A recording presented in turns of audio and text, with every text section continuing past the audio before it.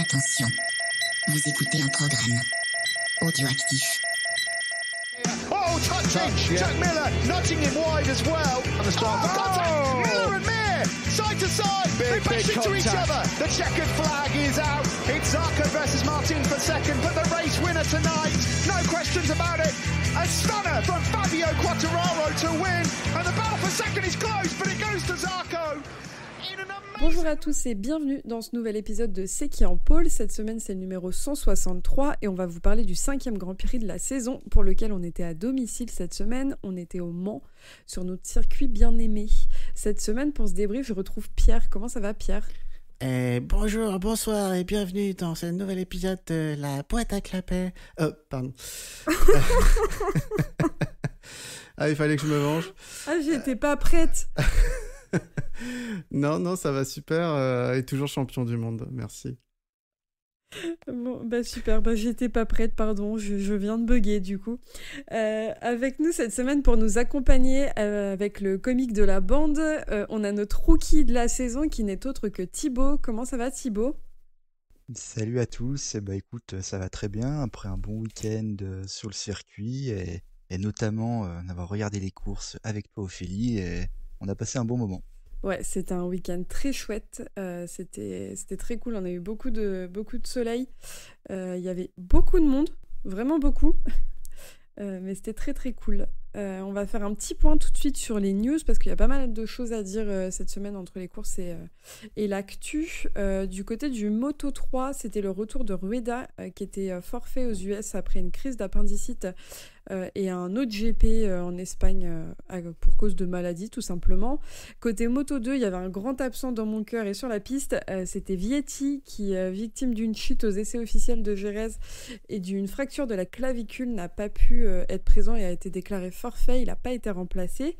On avait également Alès Krieg qui était blessé à l'entraînement et qui n'était pas là pour le Grand Prix de France. Il était remplacé par Navarro au sein du team Forward. Navarro, pour rappel, était déjà en wildcard à Jerez en championnat d'Europe Moto 2. Il roule en championnat d'Europe Moto 2 cette année. Et on avait également Boben Schneider qui était blessé et remplacé par David Munoz qui lui aussi roule en championnat d'Europe Moto 2. Du côté du MotoGP, des petites news rapides sur le calendrier, surtout ça donne une petite visibilité pour les années à venir. Assen est prolongé au calendrier MotoGP et World Superbike jusqu'en 2031. Et tout comme Manicourt pour le Superbike jusqu'en 2027. Et on a également le GP du Kazakhstan qui est reporté à une date encore inconnue pour le moment à cause des inondations de grande ampleur en Asie centrale. Et du coup, le Kazakhstan est déclaré comme en urgence nationale.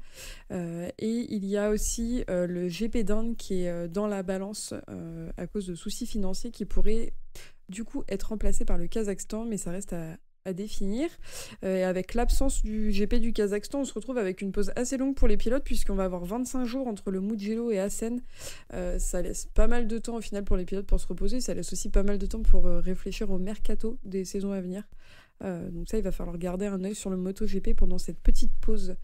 On a aussi un gros changement, des nouvelles réglementations et des nouveautés du côté mécanique. Pierre, c'est toi l'expert là-dedans, je vais te laisser nous raconter ça.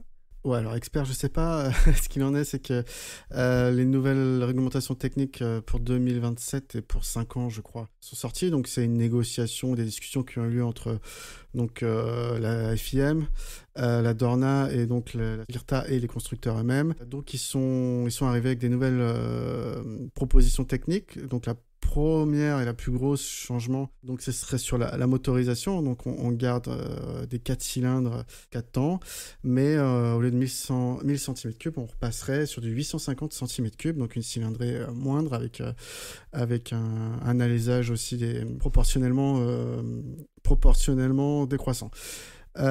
Suite à ça, on a aussi également ils vont diminuer la taille des réservoirs de 2 litres. On passera de 22 litres d'essence aujourd'hui à 20 litres d'essence.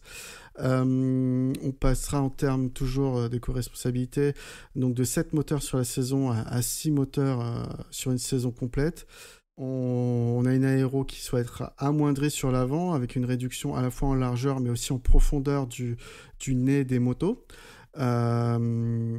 ce qui permettra a priori moins d'effets de sol sur les motos et donc plus de pilotage à la main des pilotes eux-mêmes. Enfin, et pas des moindres, on va avoir le bannissement, je crois que c'est ça qu'on dit, des all-shot device et ride device, donc les appareils techniques qui permettent d'abaisser la moto, que ce soit au départ ou durant la course, que ce soit sur l'avant, qui était déjà banni aujourd'hui, mais donc également sur l'arrière.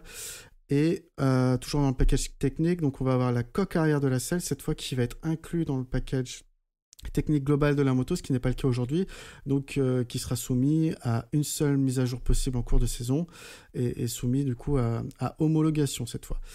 Je crois que j'ai fait le tour. On a aussi une petite info, donc les données GPS seront partagées entre tous les teams et tous les constructeurs, les données GPS des pilotes sur la piste, donc plus de partage de données potentiellement pour un développement plus resserré entre certains constructeurs.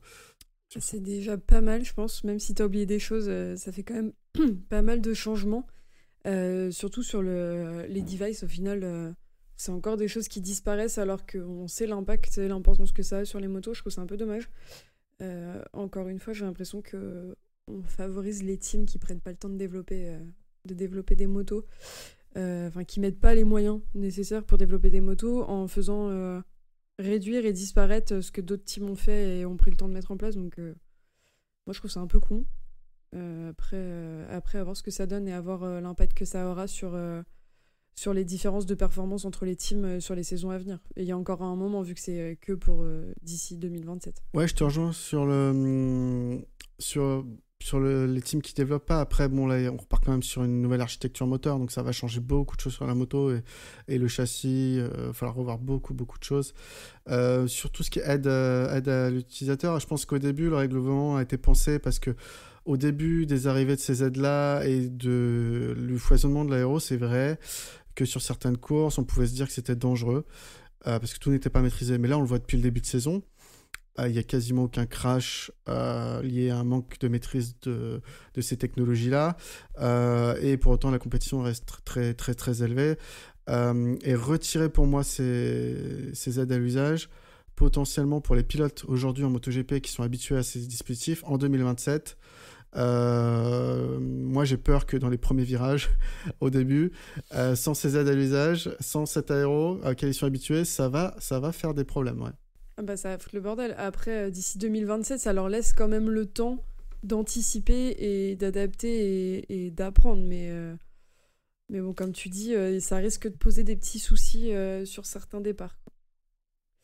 Après, d'un côté, pas oublier, actuellement, déjà, les all-shot device, souvent, quand même, on a des soucis avec des pilotes qui ont le all-shot qui est bloqué au départ. Donc là, bon, d'un côté, on aura ça en moins. Maintenant, est-ce qu'on n'était pas aussi arrivé au bout avec tous les ailerons? Qu'est-ce qu'on aurait pu faire de plus en développement? Alors, bon, Gigi, il arriverait toujours à trouver quelque chose, lui. Mais maintenant, on a les ailerons sur la selle. Je me dis peut-être qu'on était arrivé au bout. Donc, est-ce que c'est une mauvaise nouvelle? Je ne sais pas. Mais est-ce que c'est pas un retour en arrière de l'évolution des motos, tu vois? Peut-être que c'est ça.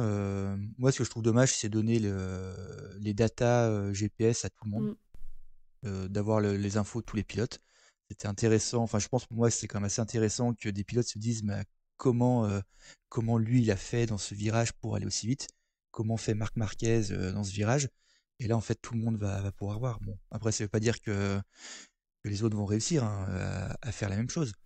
Mais ça, après, ouais, je trouve ça un peu bizarre. Ouais. Après, pour la réduction de la cylindrée, bon, ouais, pour moi, ça ne va pas changer grand-chose. 7 moteurs à 6 moteurs à la saison, là aussi, c'est... faut pas oublier, il y a quelques années, on avait bientôt un moteur par course. On a réduit petit à petit. On a eu des problèmes certaines années où des pilotes en fin de saison devaient débloquer un moteur supplémentaire et se prenaient une pénalité. Maintenant, c'est quand même assez rare. Donc... les teams, ça, ils vont être capables de gérer ça. Ouais, mais ce qui est bien, c'est que ça va forcer encore plus de fiabilité. Et ça, je trouve ça vraiment une démarche intéressante. ce qui me fait peur, alors a priori, il y a une rumeur comme quoi ils allaient adapter les règles justement en Superbike pour ça, c'est que voilà, en état actuel des choses, demain, une Superbike potentiellement va être plus rapide qu'une MotoGP sur un tour de circuit. Parce que effectivement, baisser la cylindrée à ce point, ça va limiter beaucoup de choses en termes d'accélération et de vitesse de pointe. Et déjà aujourd'hui que les Superbikes sont très proches du MotoGP, on risque du coup d'avoir une catégorie reine qui n'est plus si reine que ça. Mais du coup, il paraît que le Superbike rebasculerait sur un mode plus proche du Superstock qu'il ne l'est aujourd'hui. Ouais, du coup, ça ferait quand même... ça ferait une moindre différence entre le Moto2 et le MotoGP aussi. Est-ce que le gap, du coup, serait pas moins important pour passer des deux catégories? Ça, c'est un truc qu'il va falloir prendre en compte aussi. Ouais, alors ça, moi, je sais pas, parce que c'est vrai, comme aujourd'hui, quand on a des rookies qui arrivent en MotoGP, depuis quasiment une petite dizaine d'années, très rapidement, ils s'adaptent. Voilà, Sauf on le Raúl voit avec Fernandez, quoi. voilà, on le voit avec, on le voit avec Acosta, bon, c'est peut-être différent, mais même l'année dernière, hein, Augusto Fernandez, où on avait vu un Rémi Gardner auparavant, bon, on va pas dire qu'ils étaient exceptionnels, mais ils se sont vite adaptés et en fait, ils n'ont pas non plus énormément progressé tout au long de l'année. Rapidement, dès le début de saison, ils étaient au niveau auquel ils allaient être toute la saison. Ouais, c'est pas faux. Après, Acosta, je pense que c'est tellement un extraterrestre que Oui, pour c'est pour l'instant, ça, on peut pas se baser lui, on là-dessus. va, voilà. Et l'équipe Gasgas le dit eux-mêmes, ils savent pas comment il fait tourner la moto. Ils comprennent pas. Donc ça fait partie des particularités d'Acosta. Enfin, je pense que de toute façon, on pourra revenir sur ce point de changement plus tard, puisqu'on aura plus d'infos dans les années à venir, du coup, parce qu'on n'est qu'en 2024 et on parle de 2027. On fait juste un petit point rapide, on en parlera plus globalement dans un épisode consacré à ça, quand Paul et Stéphane daigneront avoir du temps pour nous. Concernant le Superbike, il y a les tests officiels du championnat féminin qui commencent à Cremona dans quelques jours. Donc on va pouvoir avoir un début d'idée des chronos que font les pilotes, dont nos Françaises avec Émilie Bondy. Et pour finir sur cette petite parenthèse, on a le team officiel Kawasaki KRT qui vit sa dernière saison sous les couleurs vertes, puisque la structure sera remplacée par un team officiel Bimota qui s'appellera Bimota by Kawasaki Racing Team. Au programme, châssis Bimota et moteur de ZX10RR. Et pour rappel, la Kawasaki est devenue propriétaire majoritaire de la marque italienne en 2019. Voilà pour les news cette semaine. Vas-y. Ouais, juste sur le point Bimota, pourquoi Kawasaki fait ça? À mon avis, ils se sont rendus compte que le concept aujourd'hui du ZX10RR n'était plus suffisant pour concurrencer la BM et la Panigale V4. Et pour autant, Kawasaki veut vendre des motos sous un certain seuil, sous un certain prix, à une certaine clientèle, et veut pas sortir des motos à 40 000 € comme le fait les deux marques que je viens de citer. Donc je pense qu'en passant sur du Bimota avec un châssis beaucoup plus modifié et potentiellement des composants, que ce soit du Hollins ou du Brembo d'origine, enfin de bien meilleures factures que ce que peut faire aujourd'hui Kawasaki en termes de marketing et de vente sur leur moto de série. Je pense que c'est un moyen pour eux de gruger un peu, entre guillemets, parce que tout est dans les règles, hein, mais de sortir une moto beaucoup plus armée dans le futur. Et justement qui peut se vendre à 500 exemplaires minimum uniquement et avec du composant très haut de gamme pour aller retrouver à nouveau la victoire. Ouais, c'est un pari sur le futur en tout cas pour eux. Mais comme tu dis, on verra ce que ça donne et à voir si c'était une bonne chose. Moi je te rejoins sur le fait que je pense que c'est intelligent comme décision. Je pense qu'on a fait le tour des actus moto pour cette semaine. On va pouvoir lancer tout de suite les courses avec le débrief de la deuxième course Moto-E. Et comme d'habitude, vous en doutez, c'est Pierre qui s'y colle. Donc Pierre, je te laisse la main. Ouais, donc après le Portugal, donc c'était le deuxième week-end de course pour le Moto-E. En Q1, on a Zanoni et Cassadei qui s'en sortent pour la Q2. Et en Q2, donc on a une pole d'Hector Garzo devant Spinelli et Granado. Rapidement en course 1, donc on a Chase Davis, j'ai mis qui calait sur le départ de la course 1, ce qui est bizarre quand même pour pour une moto électrique, je sais pas ce qui s'est passé, en tout cas c'était rigolo. Garzo, lui, garde le bénéfice de la pole devant Spinelli et Casadei prend le meilleur sur Granado pour la 3e position. On a Spinelli qui va doubler Garzo dans la chicane Dunlop au 2e tour pour prendre la tête de course. Garzo réplique sans succès et Casadei en profite pour lui chipper la 2e place. Michael Ponce va chuter puis repartir alors qu'Hector Garzo va reprendre la 2 à Casadei à l'entrée du 3e tour. De son côté, Granado va faire chuter Zacone dans un contact un peu à la Marquez Pecco de Rerez, sauf que du coup cette fois Granado va faire chuter Zacone. Ce sera un incident de course quand même, mais Granado a perdu du temps dans l'histoire et se retrouve alors 7e. Et décidément, toutes les belles attaques ont lieu sur les virages 1 et 2 aujourd'hui, parce que Garzo tente le dépassement sur Spinelli au virage numéro 1, mais celui-ci réplique à l'intérieur au virage numéro 2 et garde la tête, alors que Garzo lui part à la faute. Spinelli va ensuite parvenir à créer un écart sur ses poursuivants. Zanoni et Casadei vont avoir des passes d'armes exceptionnelles pour la 2e place. Et donc, on a Spinelli qui gagne devant Zanoni et Casadei dans cette course 1. Course 2, cette fois, Davis ne rate pas son départ. Garzo non plus qui refait le all shot, mais Spinelli cette fois n'a pas attendu le 2e tour et le passe directement au virage numéro 2. Rapidement, Casadei fait de même et prend même la tête de course à Spinelli. Belle passe d'armes entre Spinelli et Garzo pour la 2. Ce dernier va chuter à la sortie des S bleus et du virage du raccordement entre les deux. Chou blanc donc sur les 2 courses pour lui. Spinelli reprend la tête de course à Casadei qui va garder le lead pendant une bonne partie de la course. Dernier tour et Casadei porte son attaque avec succès, mais Spinelli répique encore et garde l'avantage. Gutiérrez solide 3e à ce moment-là, donc on a une victoire de Spinelli devant Casadei et Gutiérrez.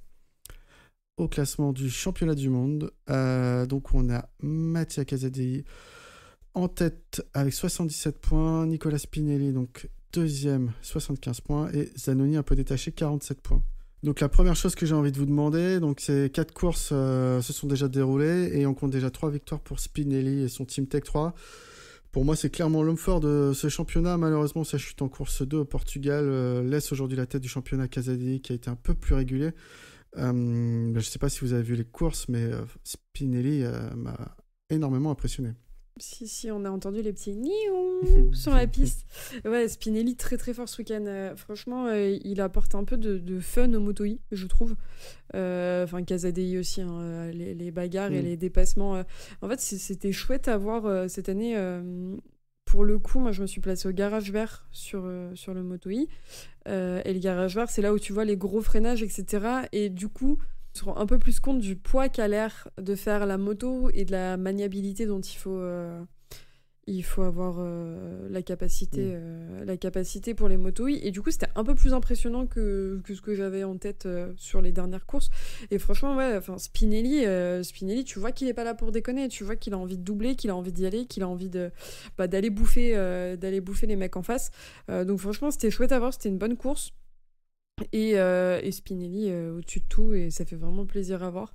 Après, Casadei, il est pas là pour rigoler non plus. En plus, lui, il roule pour Spinelli, je sais pas, mais Casadei, il a fait une wildcard, il me semble, la semaine dernière en CEV, dans la même catégorie que Johan Gimbert et Lorenzo Felon.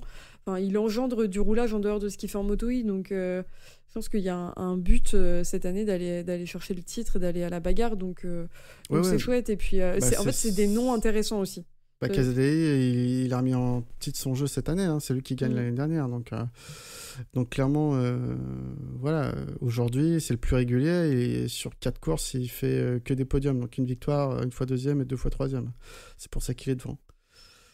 Aujourd'hui, sur les 2 courses et même depuis le début de saison, on a un duel Casadei-Spinelli. Le titre va sûrement se jouer entre deux et on voit vraiment ils sont au-dessus des autres.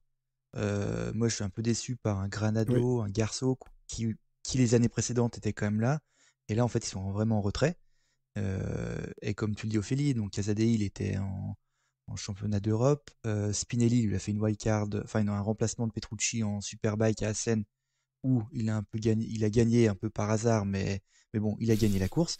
Je pense que ce sont quand même des bons pilotes. Et on sait que le Moto-E, notamment, enfin, on a quelques jeunes pilotes qui peuvent par la suite aller en Moto2, voire en Superbike. Pour rappel, Fermin Aldeguer a commencé en Moto-E. Il a commencé à se faire connaître en Moto E. Et maintenant, on voit où il est. Donc, non, je pense vraiment qu'on va avoir un beau championnat entre les deux. Et surtout des courses disputées. Je serais moins dur avec toi sur Garzo. Alors, Granado, je suis déçu, je suis d'accord, il manque de vitesse. Garzo, il a la vitesse, mais il fait des erreurs. Il chute sur les deux courses. Ouais. Mais il avait clairement la même vitesse que Casadei et Spinelli. C'est juste qu'il reste pas sur ses roues, quoi. Après, pour Spinelli, tu dis il gagne un peu par hasard en Superbike, ce qui est pas faux. Et d'ailleurs, si vous n'avez pas vu cette course, allez la regarder parce que ça n'a aucun sens. C'est incroyable. Elle est trop bien. Mais je pense que ça lui a donné aussi un regain de confiance pour le reste de sa saison. Et même si c'est d'autres catégories, c'est d'autres motos, etc. Enfin, ça aide. Et quand tu gagnes avec un team où Petrucci, il a jamais gagné depuis qu'il y est, et toi, t'arrives et tu prends ta petite victoire, même si c'est sous des conditions particulières. Enfin, t'es content aussi et ça aide. Donc je pense que cette année, je sais pas, cette année, j'y trouve, moi en tout cas, un intérêt. Pierre, tu sais que c'était compliqué de suivre le Moto E, mais j'y trouve un intérêt plus particulier avec la bataille Casadei-Spinelli que je trouve un peu plus fun à regarder.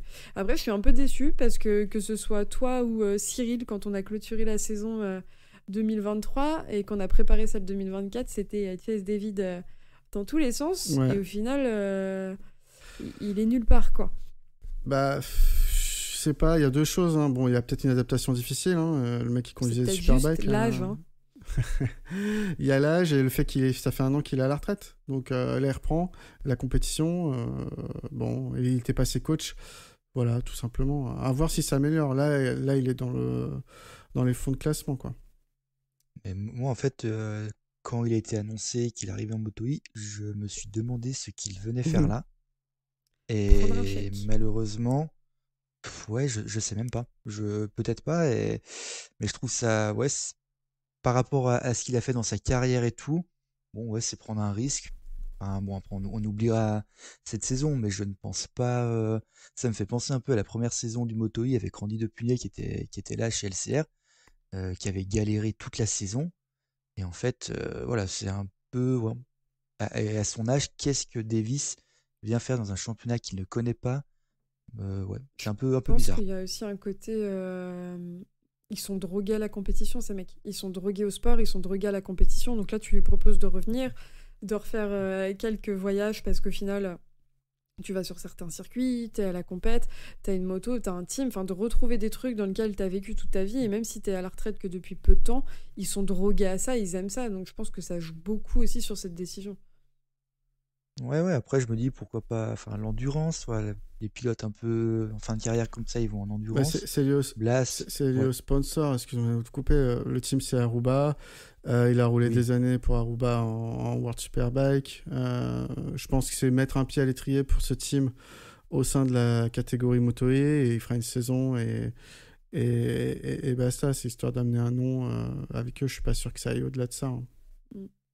Et en parlant... Donc l'année prochaine, c'est Rinaldi qui va remplacer Davis. Non, mais calme-toi. Par contre, laissons Rinaldi où il est. En parlant de fond de classement, Pierre, t'as noté un truc très drôle dans le conducteur. T'as marqué Maria Herrera égale Margaya Herrera. J'ai plus de choses à dire sur elle. En tout cas, elle est pas surprenante dans sa saison compliquée, quoi. Voilà. Je vais pas dire de méchanceté. Non, mais en fait, elle est. Moi, c'est vrai, je l'ai regardée. Elle est régulière. Alors, aux alentours, ouais, de la 12, 13, 14e place. Mais c'est pas nouveau. Et aujourd'hui, déjà, bravo à elle pour arriver à piloter cette moto, parce qu'elles sont quand même très très lourdes. On voit les pilotes, quand un pilote chute, il n'arrive pas à la relever. Maintenant, pourquoi elle est encore là aussi, je sais pas. Aussi, elle, on parlait de la drogue de la course, mais bon, quand toutes les saisons, tu termines toujours 13, 14e sur 16 ou 17 pilotes. Toujours trouver la motivation, ouais. Quand il y a un championnat mondial féminin qui se met en place, moi j'étais très surprise de ne pas voir son nom dans les listes de début d'année. C'est assez surprenant. Après, il y a sûrement un intérêt qui nous dépasse. Mais c'est sûr que pour finir en fin de classement, à un moment donné, il faut peut-être se résigner et arrêter ça aussi. Ouais, après peut-être aussi au championnat féminin, elle ne veut pas y aller parce que c'est comme la seule pilote femme qui est vraiment connue avec Ana Carrasco. Et si elle fait le championnat féminin et elle ne gagne pas, Là, c'est peut-être ça aussi pour elle. Hein, Ah bah oui, bah après c'est comme Ana Carrasco aussi. Ana Carrasco gagne pas le Ouais, championnat féminin, et oui. ça va moins rigoler, je pense. Ouais. On va passer à la suite, qui n'est autre que le Moto 3. Et Thibaut, c'est ton entrée dans le grand bain avec ton premier débrief. J'espère que tu as enfilé les slicks. On t'écoute. Bien sûr. Donc, pour les qualifs, donc en Q1, les 4 pilotes qui sortent de la Q1 sont Jacob Roulstone, Luca Lunetta, Scott Ogden et Tatsuki Suzuki. On a comme des déceptions pour moi pour Berthellet, Farioli, Nepa, qui normalement auraient dû sortir de cette Q1. Ce sont des pilotes quand même qui sont assez expérimentés. Et on voit dans ce début de saison, ils sont pas trop là non plus, ils ont un peu de mal. Donc quand même, ils partent au-delà de la 18e place, donc c'est quand même pas très, très bon. En Q2, donc la pole position, comme souvent en Moto 3, elle va se jouer dans les dernières minutes, avec David Alonso qui prend la pole devant Daniel Olgado et José Antonio Rueda. C'est la 3e pole consécutive pour Alonso. Une fois de plus, il nous montre sur un tour qu'il est très rapide et qu'il est peut-être le plus rapide du championnat. En 4e position, on retrouve un excellent Adrian Fernandez. Fernandez, pareil, que l'on a souvent vu, qui nous a souvent déçus quand même ces 2 dernières saisons. Et là, en début 2024, il est pas trop mal. Là, il fait 4e. Malheureusement, il sera pénalisé d'un double long lap parce qu'il a été une fois de plus trop lent lors d'une séance d'essai dans la trajectoire. En 5e position sur la grille, on retrouve Colin Weiger et Ivan Ortola 6e. À noter aussi que Chapi Surutousa lui est disqualifié de la Q2 alors qu'il avait terminé 16e, tout simplement parce que le poids pilote-machine atteint 150 kg et il faut faire 152 kg. Donc soit Surutousa a un peu maigri, soit ils ont oublié de mettre du poids sur la moto. Voilà, donc malheureusement, bon après il est disqualifié, il partira 18e au lieu de 16e, donc au final c'est pas trop grave pour lui. À part ça, on a aussi Joshua Watley qui se prend aussi un double long lap pour avoir été trop lent lors d'une séance d'essai. Bon, ça, on va dire que c'est pas trop grave parce que vu qu'il est tout le temps dernier ou avant-dernier, ça ne change pas grand-chose, on va dire, pour la course. Pour la course, donc le all shot, c'est David Alonso qui le réalise devant Olgado et Rueda. Mais dès la chicane d'Unlop, Olgado reprend la tête. Pour une fois, dans la chicane d'Unlop, on n'a pas de casse. Tous les pilotes passent plus ou moins sans encombre. Alors on a 2-3 pilotes qui sortent un peu large, mais bon, on a peu de chute et c'est quand même assez rare dans cette catégorie au premier tour. À noter le très bon départ de David Munoz, qui gagne 6 positions dans le premier tour. Et ça lui permet de doubler rapidement Rueda et Alonso pour se retrouver 2e derrière Olgado. Adrian Fernandez aussi est très incisif dans les 2 premiers tours, mais avec son double long lap, cela va lui gâcher un peu sa course, puisqu'il ressort quand même 16e après le premier long lap et 21e après le deuxième. Mais on verra que sa remontée peut commencer. André Piqueras, donc aussi chez Léopard, lui aussi fait un très bon début de course parce qu'il est quand même 5e après le 3e tour. Comme souvent en Moto 3 depuis la saison dernière, Olgado, quand il est en tête, il ne laisse personne mener la course. Il enchaîne les tours en tête. Alors là, j'ai pas regardé dans les stats, mais depuis le début de saison, il faudrait regarder combien de tours il a mené. Mais j'ai l'impression qu'il est quand même très très souvent devant. Alors que derrière, on a un David Alonso qui, lui, il est un peu plus en position de chasseur. Il se met un peu plus en retrait, 4e, 5e. Il laisse un peu d'autres pilotes passer devant lui, mais il est toujours bien placé. Pour info, à un moment, comme on a Piqueras, Ortola qui dépasse Alonso. Et Alonso, lui, à aucun moment, il prend pas de risque, il est bien, il est placé. Il regarde les autres et c'est souvent comme ça. Et en fin de course, en fait, il accélère. Donc après les 7 premiers tours, donc le premier tiers de la course, on a une dizaine de pilotes qui sont encore en tête pour se battre pour la victoire, notamment Roulstone et Esteban, donc qui est le coéquipier d'Alonso. Les 2 petits rookies qui font quand même un bon début de saison. Alors Roulstone, il est souvent aux alentours de la 10-15e place et Joel Esteban, lui, il est souvent entre la 5e et la 10e place. Faudra quand même les surveiller pour la suite de la saison parce que après 5 courses, quand on arrive comme ça à jouer les top 10, c'est quand même rare, où ça montre que le pilote quand même est vraiment prometteur. On a aussi un Riccardo Rossi qui réalisait un très bon début de course. S'il était 3e, malheureusement, il chute parce qu'il est percuté par David Munoz dans l'IS bleu. Et Munoz sera jugé coupable par direction de course et écopera d'un double long lap. Alors, est-ce que c'est un fait de course? Est-ce que c'est une vraie erreur de Munoz? On vous laissera juger. Munoz était quand même déchaîné parce que sur cette course, il est remonté. Voilà, il a doublé les pilotes. Comme souvent, Munoz, quand même, il est assez dangereux par rapport pour les autres pilotes. Et il terminera pas la course, il chutera plus tard. Pour la fin sur le dernier tiers de la course, donc on se retrouve avec 7 pilotes en tête, notamment donc Alonso, Ortola, Weiger, Holgado, Yamanaka, Esteban et Piqueras. Et donc plus l'arrivée se rapproche, et comme tout le temps en Moto 3, là, les pilotes ils sont chauds. Weiger, Holgado se touchent à l'entrée du virage 1, heureusement sans conséquence. Ensuite on a un Ortola qui fait les freins à Alonso à la chicane Dunlop. Une fois de plus, quand il reste peu de tours, Ortola, quand il est dans le groupe de tête, on sait qu'il faut faire attention à lui. On se rappelle, l'année dernière, il a quand même gagné 3 courses. Et puis sinon, David Alonso, lui, il gère sa course, il reste caché derrière les 2-3 premiers, il fait pas de bruit. Et à 2 tours de l'arrivée, il attaque. Il prend la tête à l'entame du dernier tour. Yamanaka, Esteban aussi sont un peu décrochés. Donc la victoire va jouer entre Holgado, Alonso, Weiger, Ortola. Bon, après, comme souvent dans la catégorie, Alonso, dans le dernier tour, il est très difficile à battre. Holgado, Weiger, ils auront beau tout tenter, ils ne pourront rien faire. Donc c'est une victoire d'Alonso devant Holgado et Weiger. Esteban, 4e, c'est son meilleur résultat en carrière. Ortola, 5e. Adrian Fernandez remonte en 6e position. Excellente course de sa part. Yamanaka, 7e. Rueda, 8e. Tatsuki Suzuki, 9e, ce qui est son meilleur résultat de la saison. Lui qui avait vraiment du mal depuis le début de l'année. Et André Piqueras est 10e. Pour le championnat du monde, c'est très serré en tête puisque Daniel Holgado compte 94 points, c'est 1 point de plus que David Alonso. Weiger est 3e avec déjà 32 points de retard sur Holgado.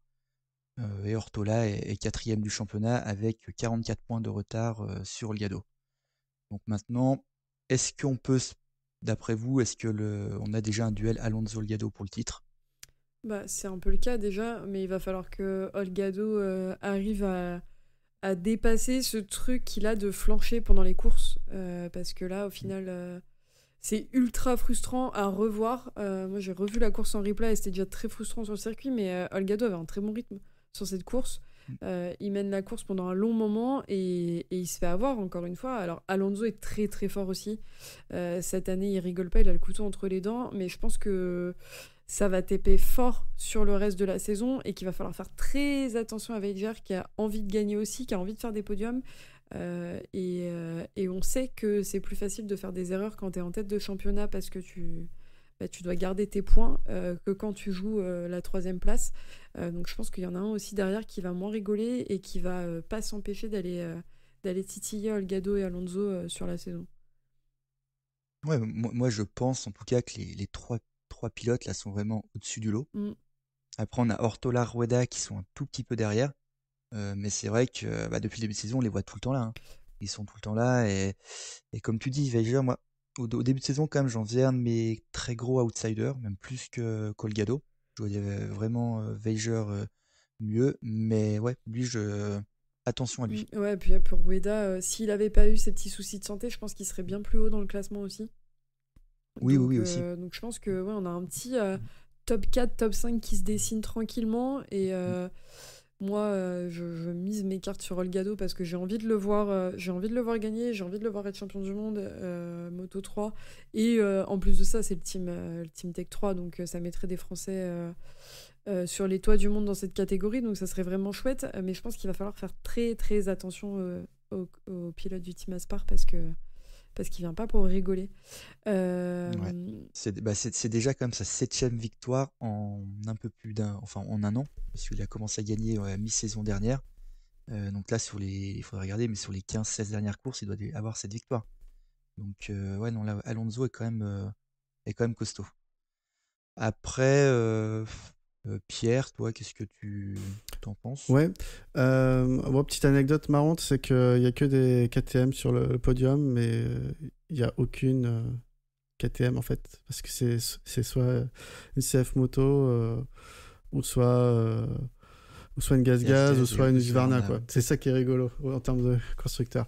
Moi, je vous rejoins sur Alonso Holgado. J'ai pas grand-chose à rajouter. Vous avez vraiment tout dit. C'est les deux prétendants. Je mets quand même Rueda un peu plus haut, dans le sens où voilà, il était absent 2 courses sur 5. Il va se réveiller pour moi en cours de saison. Il a un gros team derrière lui. Je pense que ça va peut-être plus jouer les avant-postes que ça ne l'a fait ce week-end-là. Verrer aussi sera dans la danse, vous l'avez très bien dit. Et puis voilà, les 4 protagonistes, pour moi, ils sont là. Les autres sont pas assez réguliers. Adrian Fernandez, en toute franchise, il m'étonne. Moi, je m'étais beaucoup moqué de lui il y a quelques années, quand il était passé chez Tech 3, un peu forcé par son frère. Le fait est que il était très décevant. Et là, je trouve que cette année, il se réveille. Enfin, en tout cas, il se révèle ou il se fait cette catégorie. On sait que des fois, les périodes d'apprentissage sont plus longues pour certains pilotes. Il a une bonne vitesse à avoir.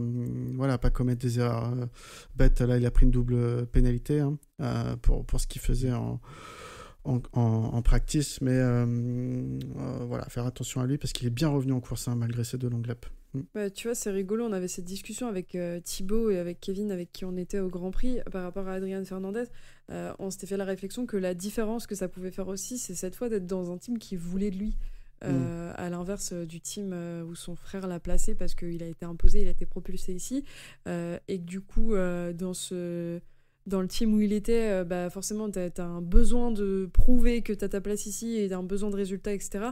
Non pas qu'il ne faille pas cette année faire des résultats, mais là il a un team qui l'encourage, qui lui laisse une marge de progression, qui voulait de lui, dans lequel il a grappillé pour avoir sa place, etc. Donc je pense que ça change beaucoup aussi sur l'aspect émotionnel et mental, sachant qu'en plus de ça, là on peut plus trop lui dire c'est ton frère qui te place ici, parce que vu les résultats du frère, il a plus trop de pression à mettre. Ouais. Donc je te rejoins là-dessus et je pense qu'il va falloir garder un œil sur lui cette saison. Sinon, au-delà de ça, il y avait une réflexion qui s'est posée ce week-end. Alors en Moto 3, dans d'autres catégories aussi, mais surtout en Moto 3, c'était les pénalités. Munoz s'est pris une pénalité. Qu'est-ce que vous en pensez de cette pénalité sur le pilote ? Alors pour moi, je trouve que c'est très sévère. Alors oui, ok, il y a un accrochage avec Riccardo Rossi qui chute. Maintenant, c'est pas non plus... Enfin, il donne pas un coup de pied à Rossi. Il fait pas une attaque suicide. Pour moi, c'est plus en fait un fait de course. Et là, mettre un double long lap, je trouve ça que c'est quand même un peu trop.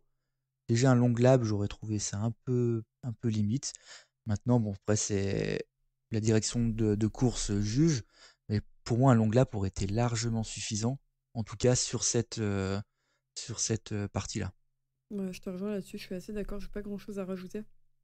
Après. Et là, tout à l'heure, en plus, sur Canal, là, je regardais la course et Jules Danilo, tout de suite, il dit c'est un fait de course. Et bon, voilà, c'est derrière, en fait, c'est un double long lap. Et c'est vrai que derrière, la course de Munoz, derrière, elle est terminée. Maintenant, on sait que dans cette catégorie-là, on va toujours avoir des pilotes qui vont se toucher, c'est obligé. Enfin, c'est pour ça que je trouve que c'est vraiment dur pour Munoz. Ouais, je comprends ce que vous dites, je trouve ça dur. Après, voilà, on a été tellement critiques sur les sanctions, notamment dans les petites catégories, par la dangerosité de certains pilotages, le fait qu'il y ait des blessés graves, parfois des morts, où c'est pas passé loin. Voilà, je pense qu'ils prennent pas de risques, ils sévissent directement et sévèrement. Je sais pas si c'est la bonne manière de faire, je sais pas si les résultats obtenus, ça change quelque chose, mais oui, ça se passe en Moto 2, d'ailleurs on en a vu, ou en MotoGP, des comme ça, il n'y a pas de sanction, on est d'accord. Bon, je pense qu'on va tout de suite passer au Moto 2 parce qu'on parle, et ça fait déjà un petit moment, donc on va passer rapidement sur cette catégorie. Du côté des qualifs Moto 2, c'est Zonta van den Goorberg qui se sort de Comment C'est Zonta VDG qui se sort de la Q1. C'est pas gentil de te moquer, Pierre. Je suis fatiguée, d'accord. Il y avait les bouchons hier sur la route. Je viens de rentrer à Paris. Laissez-moi une nuit de sommeil avant de faire un épisode. Tu n'as pas très bien dormi pendant ces derniers jours ? Non, j'étais bercée par les rupteurs. C'était un pur bonheur. Un sommeil réparateur pendant une semaine. Donc je reprends dans les Q1, c'est Zanter Gruberg à peu près comme ça qui se sort de la Q1, suivi de Canet, Senna Ajus et Izan Guevara, c'est à noter. Et en Q2, c'est Aaron Canet qui prend la pole malgré le fait que le pilote était blessé ce week-end, devant Joe Roberts, Sergio Garcia, et viennent compléter la deuxième ligne Arenas, Lopez et Gonzalez. Et Izan Guevara, encore une fois, se place 7ème, donc il se démarque un petit peu ce week-end, enfin se démarque c'est un grand mot, mais il se montre un petit peu. Et du côté de la course, il s'est passé pas mal de choses quand même. À l'extinction des feux, c'est Garcia qui prend un départ tonitruant presque à la perfection devant Gonzalez et Roberts, et il va tout de suite creuser l'écart. Canet, lui, va complètement se rater et perdre 8 positions pendant que Lopez attaque Roberts pour lui prendre la 3e place. Garcia, lui, qui a vraiment, je le répète, pris un très bon départ, va garder la tête pendant que Gonzalez chute au raccordement. Derrière, c'est Canet, Lopez et Roberts qui continuent à batailler pour la 2e place du podium. Et Canet, lui, tant bien que mal, tente de rattraper Garcia qui a déjà plus de 1 seconde et demie d'avance pendant que Lopez va passer Roberts et s'empare momentanément d'une place sur le podium. Derrière, Aldeguer, lui, est très décevant sur cette course parce qu'il a déjà fait une mauvaise qualif et il remonte seulement à la 7e position sur la totalité de la course. C'est très difficile pour lui.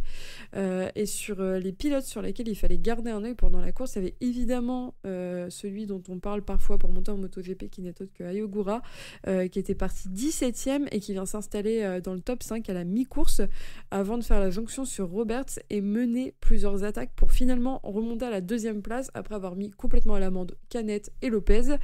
Canet, lui, bousculé par Joe Roberts, va dégringoler en 6e rang. D'un coup d'un seul, tu ne le vois plus. Et l'Américain, lui, tente de faire de même avec Lopez, mais ce dernier va complètement maintenir le cap, difficilement, mais il va réussir et garder la 3e position. C'est donc Garcia qui passe la ligne d'arrivée en tête devant Ogura et Lopez, suivi de Chantra, et le top 10 va se compléter de Canet, Aldeguer, Arbolino, Arenas, Guevara et Alcoba. Artigas et Baltus, eux, ne vont pas finir la course. Et au classement du championnat, on va avoir Sergio Garcia qui vient prendre la tête devant Joe Roberts avec 89 points, Joe Roberts avec 82, Aldeguer avec 63, à égalité avec Ogura qui a 63 points. Cette course était très chouette à voir, ça faisait vraiment plaisir de voir Garcia finir à la première place comme il l'a fait aux États-Unis. Il fait un très bon début de saison, il est assez régulier au final parce qu'il a fini aussi sur le podium au Qatar et il finit 4e en Espagne et 6e au Portugal. Donc franchement, on retrouve le Garcia qu'on aimait voir rouler en Moto3, je trouve, qui s'est malheureusement fait prendre la lumière par son coéquipier Guevara à l'époque qui avait gagné le titre, mais je trouve qu'il fait vraiment un bon début de saison et qu'il faut penser sérieusement à le voir comme un rival pour le titre. Ouais, je suis d'accord avec toi. Garcia, c'est le type de pilote, on l'entend pas, il ne fait pas de bruit, on pense jamais à lui, mais au final, il est toujours placé et là, on voit, il est en tête du championnat. Donc c'est un pilote quand même qui progresse. L'année dernière, il avait débuté la saison aux alentours de la 10-15e place et sur la deuxième partie de saison, il avait vraiment progressé. Et là, d'être passé sur le châssis Bosco-Scuro, il a passé encore un cap. Et c'est même pas aujourd'hui, c'est pas surprenant de le voir gagner une course. Alors qu'en début de saison, pas grand monde aurait parié sur Garcia en tête du championnat après les 5 premières courses. Non, mais personne n'aurait parié sur Garcia comme ça. Après, on peut se poser la question aussi, que ce soit Garcia ou pour les autres pilotes, mais j'ai l'impression que les changements de pneus ont fait beaucoup pour la catégorie. Et c'est Pierre, il me semble, c'est toi qui disais que tu avais retrouvé un plaisir à voir cette catégorie rouler cette saison. Ouais, je me gardais un peu de marge parce que le début de saison avec les nouveaux pneus, j'attendais de voir un peu. Là, on est au quart du championnat, tu l'as dit.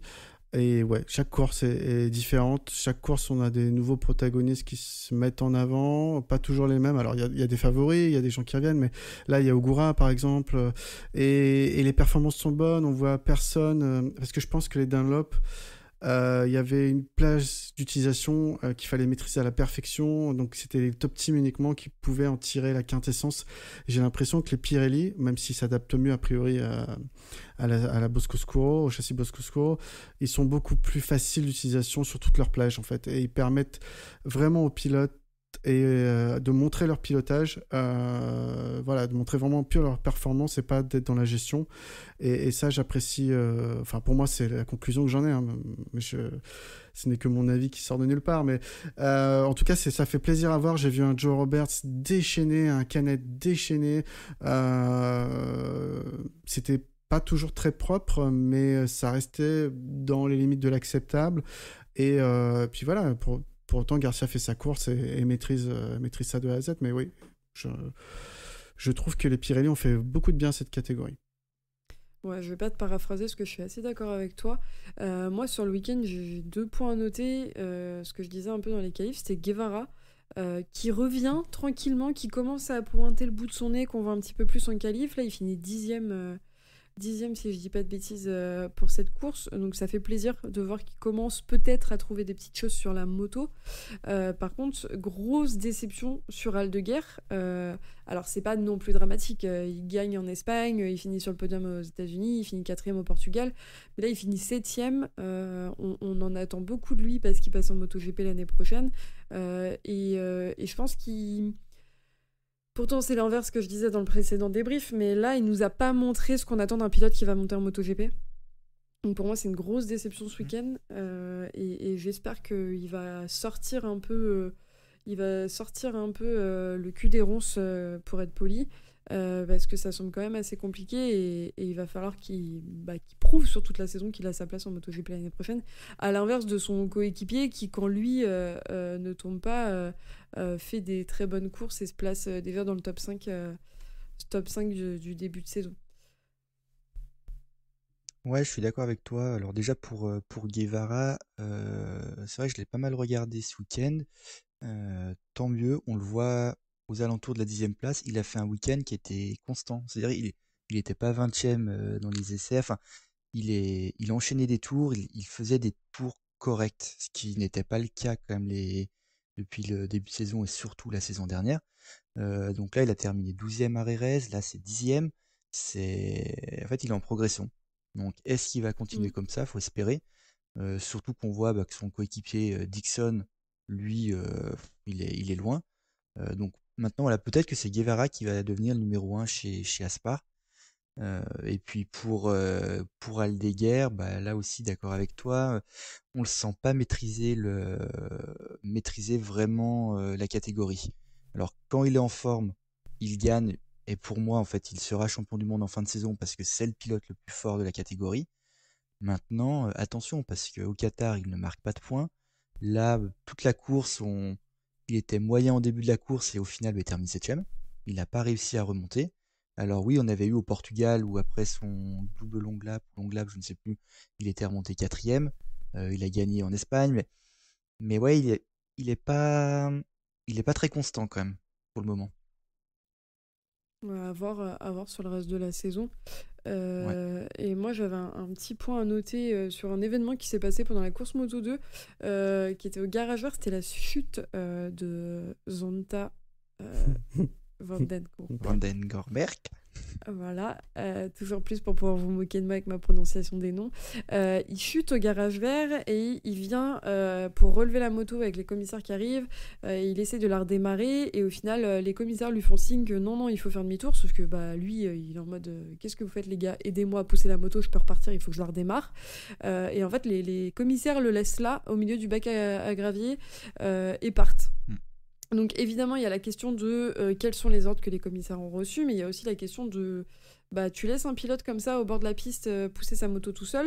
Donc il y a des commissaires un peu plus loin qui sont venus, qui l'ont aidé à pousser la moto redémarre pas forcément, ils finissent par rentrer la moto en voie de sécurité, et là hop, le petit coup là où il faut, et il finit par redémarrer la moto et repartir par la voie de sécurité pour reprendre la piste.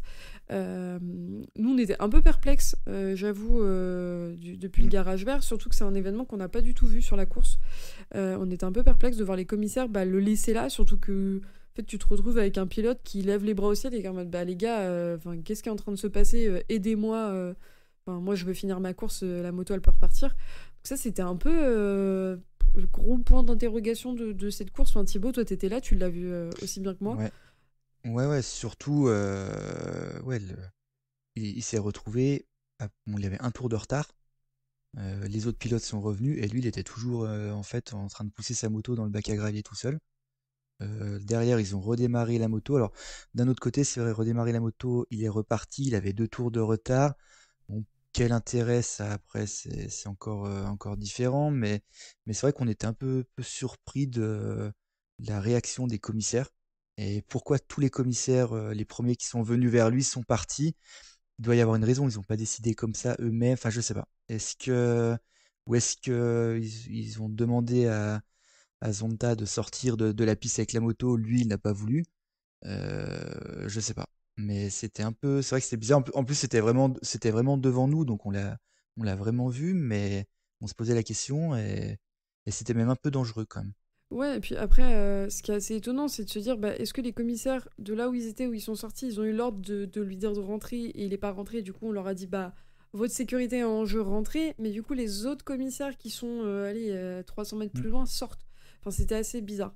En tout cas, ouais, c'était un gros point d'interrogation sur cet événement du week-end, dont on n'aura probablement pas la réponse, mais voilà, Non. moi c'est le truc qui m'a un peu chafouiné sur cette course Moto 2. En tout cas, Zonta était très énervé. Il était quand même super énervé auprès des commissaires. Là, il faisait des gestes. Ah Il oui, était pas très content. bah, il avait envie de repartir. Ouais. Bon, et dernier petit point sur la catégorie Moto 2, j'imagine que c'est toi, Pierre, qui a noté ça. C'est que c'est la première fois depuis 2013 qu'on retrouve pas au moins une Calex sur le podium. Et du coup, ça pose la question de est-ce que Bosco-Scuro est au-dessus des Calex? Qu'est-ce que t'en penses, Pierre? Bah, écoute, c'est pas un avis personnel, là, c'est assez factuel. Oui, Bosco-Scuro est au-dessus de Calex. Après, on est qu'au début de saison. Calex, ils ont je sais pas combien de titres en catégorie Moto 2 d'affilée en tant que meilleur constructeur de châssis. Ils vont pas abandonner les choses, surtout qu'il y a le team KTM Ayo, et il doit pas être forcément très content de cette situation non plus. Donc je pense que ça va bien bosser. Je me fais pas doute que Calex va réussir à utiliser ses Pirelli et à trouver des réglages performants. On verra s'il y a un tournant à la mi-saison ou pas, mais aujourd'hui, factuellement, oui, les châssis Bosco-Scuro sont meilleurs. Au championnat, les 4 Bosco-Scuro sont dans les 5 premiers. Seul Joe Roberts est deuxième du championnat sur Calex. Mais après, on peut se poser aussi la question, est-ce que Calex n'est pas un peu comme on l'a vu en MotoGP avec les Japonais, un peu à se dire, bon, bah, de toute façon, on domine, on est au-dessus. Est-ce que ça vaut le coup de continuer à faire du développement? Et là, bah, comme on a pu le voir avec un Ducati ou même avec Aprilia et KTM, il dépasse en fait les anciens qui sont là depuis des années dans la catégorie. Est-ce que on peut aussi se poser la question? Oui, c'est clair. On va passer au MotoGP dont tu t'es occupé, Pierre. Est-ce que tu peux nous raconter un peu ce qui s'est passé ce week-end en sprint et surtout dimanche? Ouais. Bon, alors déjà, Quartaro va passer en Q2 directement pour la deuxième fois, pardon, après le Portugal cette saison. Donc je pense que c'était à noter. Déjà, c'était une belle perf. En Q1, on va retrouver les deux frères Marquez, donc Bastianini, Binder, Zarco ou encore Joan Mir. Donc il y a quand même du beau monde. Mais Bastianini va s'en sortir avec un chrono assez stratosphérique et sera suivi par Oliveira, alors que Marc Marquez devra s'élancer, lui, de la 13e position. En Q2, donc on a Martin et Pecco qui font des bons temps, mais ils sont quand même en train de les améliorer. Et on a Martin qui va tomber, alors justement qu'il était en train d'allumer du rouge dans tous les secteurs. Et Bagnaia juste derrière, il fait la même. En troisième secteur, on se dit ça y est, la pole est pour lui, record du tour battu. Mais non, lui-même va chuter. Cette chute aura son importance pour la sprint, on le verra juste après. Notamment, on verra Bagnaia courir avec un extincteur dans le bac à sable pour arroser sa moto. Encore une fois, on peut se demander ce qui s'est passé côté commissaire de course. Sans jugement, c'est vraiment juste une question comme ça. Donc on a eu Bastianini, lui, qui a eu plus de galères, il est victime d'une panne, et puis il a eu des drapeaux jaunes qui l'ont empêché de taper un bon chrono. On a donc une pole de Martin, qui est le seul pilote de tout le week-end à passer sous la barre des 1,30 au circuit du Mans, donc avec 1,29 et des brouettes, accompagné sur la première ligne par Pecco et Vignales. La deuxième ligne sera composée de Fabio Di Giannantonio, Marco Bezzecchi et Aleix Espargaro. On a une troisième ligne composée de Pedro Acosta, de Fabio Quartararo et de Franco Morbidelli. Marc Marquez, je l'ai dit, partira à la 13e position, Zarco de la 15e place et Brad Binder, dernier, assez étonnamment, partira du coup de la 22e place. Et c'est parti pour la sprint. Donc on a Martin qui s'envole sur la première ligne alors que Bagnaia lui reste quasiment scotché et rétrograde rapidement à la 15e position. Bezzecchi et Aleix Espargaro partent bien également et sont à leur 2e et 3e. Trop bien parti pour Aleix, puisque en fait il est carrément parti avant l'extinction des feux et il va se prendre donc un double long lap une pénalité double long lap. Je rigole parce que je relis des choses que j'ai marquées dans le conducteur mais que je ne lirai pas à l'oral. Viñales est à leur 4e, Di Giannantonio 5e et qui va se faire passer par Marc Marquez qui a bien déboulé de la 13e position et après 4 virages est donc déjà P5. Il ne va pas s'arrêter là non plus puisqu'il va reprendre la P4 rapidement à Viñales. Quartararo est à leur 8e et il va tenir son rang. Binder lui également belle remontée avec déjà une 14e position à son actif. Bagnaia abandonne au 4e tour après diverses péripéties sur la piste et Espargaro va effectuer ses longues laps. Martin en tête suivi par Bezzecchi et Marc Marquez. On va avoir une chute de mire. À 4 tours de la fin, Marquez met la pression sur Bezzecchi qui chute tout seul. Marquez passe à leur 2e et Viñales est 3e. Bestia finira la course 4e, Aleix Espargaro 5e, Acosta 6e, Quartararo prend la 10e place et les 1 point qui sont associés. Zarco finira P13. Non, mais on peut ne pas du tout parler de cette course sprint aussi, c'est très bien. Moi, ça me va. C'était bien, on a eu comme une belle course, c'était un Marc Marquez complètement fou, le départ qu'il nous fait, à la Marquez. Mais je pense que la course du dimanche est très complémentaire avec celle du samedi c'est ça, en termes d'événements. Ouais. Ah oui, c'est vrai, pour certains pilotes, c'est vrai, ça se terminait pareil. Non mais ok, Thibaut, t'es viré. Thibaut, t'es viré, on ne veut plus de toi. Merci de rentrer au stand.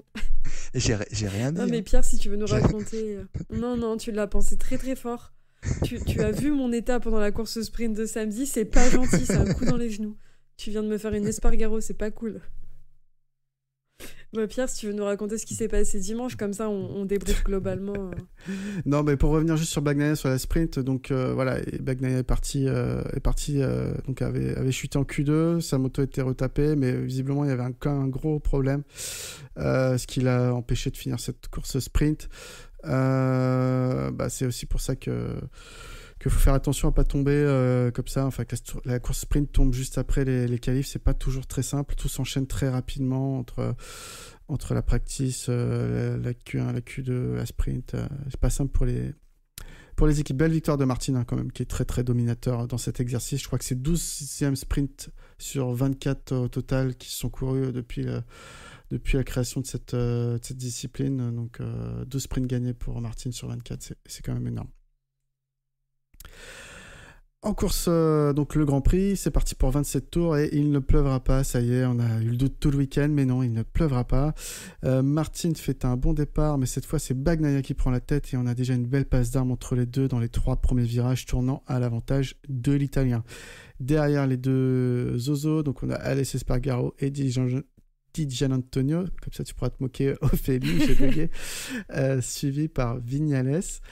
Acosta, Bastianini, puis Marquez, déjà 8e, Bezzecchi 9e, Quartararo 10e. Acosta tente de doubler Di Giannantonio, mais va chuter en manquant d'emporter l'Italien, mais aussi Aleix Espargaro. Il tombe vraiment entre les deux pilotes dans un trou de souris et il déclarera qu'il a préféré chuter plutôt que d'aller tamponner Aleix. Voilà.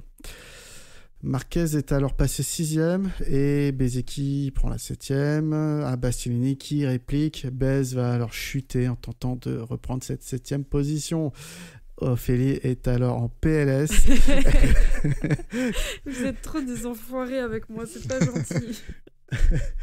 Quartararo lui en profite pour récupérer la 8e place et Di Giannantonio met la pression à Aleix Espargaro et va finir par le doubler. Aleix n'est plus dans sa course. Et Viñales en profite également pour le doubler à son tour. Puis Marquez et Bastianini le passent aussi. L'Espagnol doit alors tirer tout droit pour éviter le contact avec Bastianini et râle déjà. En fait, on sent, il lève la main alors qu'il prend une voie de sortie avant de revenir sur la piste. Bestia prendra lui un long lap pour avoir coupé le virage suivant et gagner du temps au virage 9 du coup. Quartararo est alors 6e. Marquez passe Viñales pour la 4 et Quartararo malheureusement va chuter. Il faisait une excellente course et avait su profiter des aléas de la course devant lui. Marquez lui va passer Di Antonio qui coupera un virage et devra effectuer aussi un long lap. Miller va chuter et Oliveira rentre au stand et abandonne pour un problème avec son échappement. Est-ce que je vous ai parlé de la chute de Mir ? Non. Bon, c'était au 14e tour, on a l'habitude, on oublie même de le signaler. Martin, lui, va réussir à passer Bagnaia au 20e tour, alors que Marquez revient fort. Viñales est alors 4e, Bastianini 5e et Didia 6e après son long lap. Martin fait des petites erreurs qui l'empêchent de prendre le large. Dernier tour, Bagnaia prépare une attaque sur Martin dans les 2 derniers secteurs, mais Marquez veut sa part du gâteau et passe Bagnaia dans les S bleus. Martin peut alors respirer et remporter ce GP. Marquez finit 2e et Bagnaia 3e. Bastianini passera la ligne d'arrivée 4e, Viñales 5e, Di Antonio 6e. Aleix Espargaro 7e. Ah non, Morbidelli le double dans le dernier virage et du coup il est perturbé et du coup Binder le passe aussi. Il finit 9e et en plus il râle après l'italien et l'embrouille en piste comme il fait toujours. Décidément, beaucoup de problèmes de concentration pour le pilote espagnol. Zarco lui finira 12e. Voilà, au championnat, donc on a Martin ultra dominateur sur ce week-end qui est à beaucoup trop de points d'avance sur Bagnaia, donc 129 points pour Martin, Bagnaia 91 points. Marquez est ex-aequo 3e avec 89 points, ex-aequo avec Bastianini. Et Viñales, première non Ducati, 5e avec 81 points. Alors par quoi vous voulez commencer ? Il y avait plein de choses à dire. Rallons 2 minutes sur Espargaro, si vous voulez bien, qui aura plus beaucoup de raisons de râler une fois qu'il sera pilote essayeur. Il trouvera d'autres, enfin non, de toute façon il trouvera d'autres choses, mais là quand même, il a quand même été râlé après Morbidelli post-course. C'est quand même, excusez-moi de le dire, mais le fait qu'il se foire sur son week-end avec son double long lap en sprint, bien fait à un moment donné, parce que là, on n'en peut plus. Voilà, on s'est dit. Je peux plus me le voir, ce pilote. Non, mais c'est ça. Et puis 2 fois en course, alors la première fois, il se fait doubler, il se déconcentre et il perd beaucoup de positions d'un coup. Quand Bastianini le double, ok, le dépassement était limite. Il n'a pas été sanctionné, Bastianini, pour ça. Mais voilà, tout de suite, Espargaro, il commence à lever la main, à râler alors qu'il est sur la voie de secours. Concentre-toi, reprends la piste. Encore une fois, c'est pas sa faute, en fait. C'est ça le problème. Et que là, il est capable d'aller dire... parce qu'il est pas content, il va demander pourquoi il est allé se faire doubler alors que c'était pour lui la 8e place. Mais juste, il est imbuvable de course en course. Non, mais le pire, c'est le dernier virage où il se fait dépasser par Morbidelli, excuse-moi Thibaut, mais clairement, l'avant-dernier tour, il roule en 1.33 quasiment, le dernier tour en 1.34. Morbidelli, il fait des 1.32 à ce moment-là, donc c'est normal qu'il le passe dans le dernier virage. Si l'autre, il s'est mis à faire du tourisme, c'est pas sa faute. Hein, donc, et Binder, il en profite d'ailleurs très bien, mais voilà, là, c'est plutôt l'attitude de Espargaro qui était visiblement pas assez concentré sur sa course et plus sur celle des autres qu'il faut remettre en question, ouais. Ouais, est-ce que Bastianini, quand il le double, alors oui, Bastianini n'arrive pas à prendre vraiment, correctement le virage, parce que derrière, il se prend un long lap pour avoir coupé justement ce virage, mais sinon, le dépassement lui-même, il ne fait rien de mal. Pareil, là, sur Morbidelli, en fait, Espargaro, à chaque course, il y a une histoire avec un pilote. Mais c'est râler pour râler, en fait. Mais voilà, au bout d'un moment, remets-toi en question. C'est le premier à dire que tout est dangereux, que les autres pilotes sont dangereux. Je sais pas, arrête. Arrête de te plaindre ou arrête ta carrière. Deviens pilote essayeur et arrête de râler. Je pense que par contre, il y en a un qui a pas râlé et qui a pas démérité ce week-end, c'est Martin. Martin qui a fait une course impériale, tout comme Marquez dimanche. C'était la folie, là, les 2 Espagnols ensemble face à Bagnaia, les 3. ils avaient un rythme en plus. Enfin, franchement, il a pas démérité ce week-end. Il a été parfait. Il a été prendre les points là où il fallait prendre les points. Franchement, il n'y a pas grand-chose à dire d'autre que chapeau parce que c'était vraiment très très propre et ça laisse à poser la question des rumeurs de mercato qui sont en ce moment de qui va prendre la place de Bastianini chez Ducati officiel. Est-ce que ça va être Bestia? Est-ce que ça va être Marquez? Ou est-ce que ça va être Martin? Je pense qu'il faudrait être aveugle pour encore se poser la question de pourquoi on prendrait pas Martin. Pourquoi on prendrait pas Martin vu les résultats qu'il fait? Après, c'est un autre sujet, mais cette course, j'ai rien d'autre à dire que bravo Martin, c'était absolument parfait, quoi.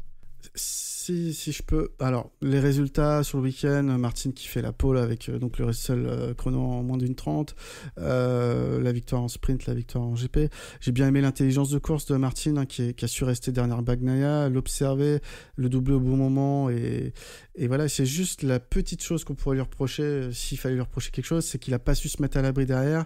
Et il a fait à chaque fois, dans les 2 derniers tours, des petites erreurs qui permettaient à Bagnaia et Marquez de lui recoller. C'était juste ça. Alors, ça n'a pas eu de conséquences, c'est tant mieux. Mais s'il faut lui dire travaille sur ça, je pense que c'est le petit truc. Après, rien à dire, c'est l'homme fort de ce week-end, c'est l'homme fort du championnat. Et si on regarde que les résultats sportifs, oui, logiquement, c'est lui qui mérite la place chez Ducati officiel l'année prochaine. Ouais, je suis d'accord avec toi. En parlant d'homme fort ce week-end, moi j'ai rendu ma carte de rageuse anti-Marquez. Je la garde pas loin quand même, on sait jamais. Mais pour moi, ça y est, on a le retour du grand Marquez, du Marquez qui va aller chercher son 10e titre. Et il est là, quoi. Enfin, il a fait un week-end.